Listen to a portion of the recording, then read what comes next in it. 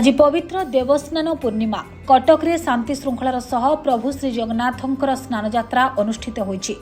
ज्येष्ठ मास पूर्णिमा तिथि देवस्नान पूर्णिमा पालन करा जाई प्रभु श्री जगन्नाथंकर स्नान पूर्णिमा अनुष्ठित होइथाय। एही दिन रे श्रीमंदिरर स्नान मंडपरे श्री जगन्नाथ बलभद्र एवं सुभद्रा को पारंपरिक रीतिनीति अनुसार वेदध्वनि पूर्वक 108 गरा कलश जल रे स्नान करा जाय। यापर दिओमानंकु गजानन बेशरे सज्जित करा जायथाय। साधारणतः वर्षरे थरटिए श्री जगन्नाथ भाई भौणींक सह जल स्नान करती, अन्य समय तांको मंत्र स्नान करा जाय। एही दिन श्रीमंदिर रे जगन्नाथ बलभद्र सुभद्रा और सुदर्शन को 108 पूर्ण कुंभरे गाधोई दिया जाय। एही दिन को जगन्नाथंकर जन्मदिन रूप में पालन करा जायथाय। एहा रथयात्रा आगुरु पालित हेउथुवा एक पूजा विधि। आज कटक सहरर विभिन्न स्थान में अवस्थित श्री जगन्नाथ मंदिर में पारंपरिक रीतिनीति अनुसार प्रभुंकर स्नान यात्रा शांति श्रृंखलार सह संपन्न करा जायछि। दोलमुंडाई स्थित श्री पतित पावन जीव जगन्नाथ मंदिर, चांदनी चौक स्थित जगन्नाथ मंदिर, राणीहाट जगन्नाथ मंदिर, जगन्नाथ वल्लभ जगन्नाथ मंदिर, महानदी विहार जगन्नाथ मंदिर प्रमुख मंदिर रे सकाळु सकाळु ठाकुरंकर समस्त नीतिकांति परे रत्नवेदीरु पहंडी विजे करी स्नान मंडप को आसी अवस्थापित होइतिले। 108 गरा सुवासित जल रे महाप्रभुंकर स्नान करा जायतिला। परे परे प्रभु श्री जगन्नाथ हाथी बेशरे भक्तमानंकु दर्शन देबे। भारतीय संस्कृति परंपरा रे प्रभु श्री जगन्नाथंकर स्नान यात्रा को गुरुत्व दिया जायछि। सेवक मानंकर प्रभु श्री जगन्नाथंकु मणिमा डाक एवं घंट घंटा काहाली और हरिबोल हुलहुली शब्द रे परिवेश प्रकंपित होई उठिथिला। ए समय स्नान वेदी रे एक अद्भुत परंपरा देखिबाकु मिलिथिला। बहुत सुंदर दर्शन प्रभु को जेते देखले मन मन पूरे ना पूरी स्नान पूर्णिमा जमती सबुदिन मो ପାଇଁ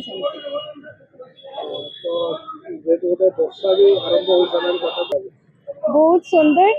वर्षा बिना स्नान पूर्णिमा अधूरा, तो सबु स्नान पूर्णिमा रे वर्षा हुए, एई स्नान पूर्णिमा रे भी होउची। तो आ कोन कहिबी प्रभु को विषय किछ कहिले मोर सरीबनी कि मु कहि भी पारिबिनी तांको विषय रे। संध्या बेले गजानन बेश अछि, निश्चय चेष्टा करिवि आसिया पई। जदि तांकर सुजोग तांको इच्छा थिबो ताहाले मु आसी परिबी। तांको इच्छा बिना कोन मु आसी परिबी? तांकर जदि डोरी थिबो ताहाले मु पहुंची। बहुत बढ़िया दर्शन होला। पुरी टीवी रे प्रथम देखिलु, तापर एठी आसिलु। एठी तो बढ़िया दर्शन होला। तापर एटा कटक रा सबुठारु बड़ मंदिर, एठी प्रथम हेछि। तो सब एना स्नान माने आरंभ हेबो। आमे देखिबा को आसीचु, पुनी संजय पुरी हाथी बेस हेबो। आरंभ हो वर्षा आरंभ हो गलानी। प्रति वर्ष आसु देखिकी जाऊ आम घर एठी पाखरे।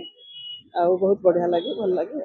जगन्नाथ महाप्रभु ज्येष्ठ पूर्णिमा रे आज जगन्नाथ को जल लागी 108 गरा सकाळ 5टा ठू आसी आमे जल लागी कलु। कुवर आसिकी ठाकुर को दे साला परे एबे कोठ भोग हब, खीरी अलग अलग सब विभिन्न प्रकार प्रसाद अच्छी भोग हब, पहड़ पकेबू।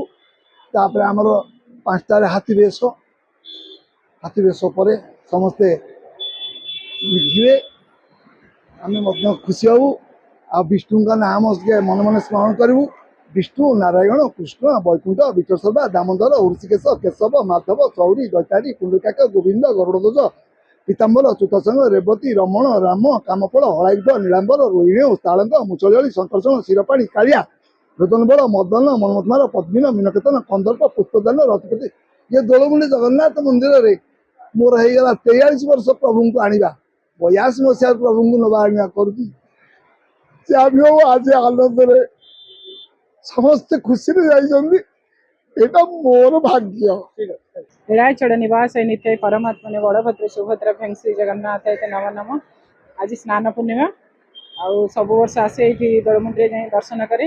आर वर्ष आसिक ठाकुर को स्नान कर पानी ढाड़ी। ए वर्ष आसापी डेरी होगला, स्नान सरीगलानी। आज वर्ष बेड़ा बेड़ी हो जाए 10टा बेले कौन शुभ मुहूर्त थी से समय कर तथा ठाकुर दर्शन कली। संध्या बेले हाथी बेश गजानन बेश आसी दर्शन करी। बहुत सुंदर दर्शन है। बहुत खुशी लगे बाहर को जो ठाकुर बाहर सी दर्शन कर गोटे स्वतंत्र भाव थाए, भक्ति थाए। ठाकुर देखिले बहुत खुशी लगे।